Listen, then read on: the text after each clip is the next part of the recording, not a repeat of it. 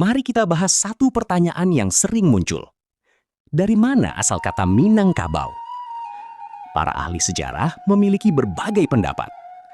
Purbacaraka berpendapat asalnya dari kata Minangga-Kabawa, yang berarti daerah pertemuan dua sungai, Kampar Kiri dan Kampar Kanan.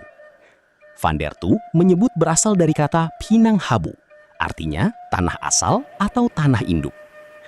Sultan Muhammad Zain mengaitkannya dengan Binangga Kamfar, yaitu muara batang kampar.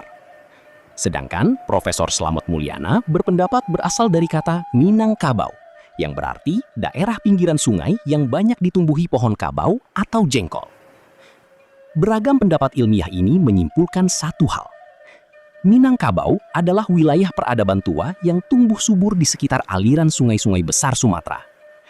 Namun, di hati masyarakat, versi dari Tambolah yang paling dikenal dan dicintai.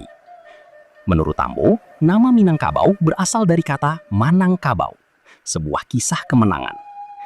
Diceritakan, ketika pasukan dari Majapahit datang, terjadilah perselisihan yang akhirnya diselesaikan dengan adu kekuatan, adu kerbau.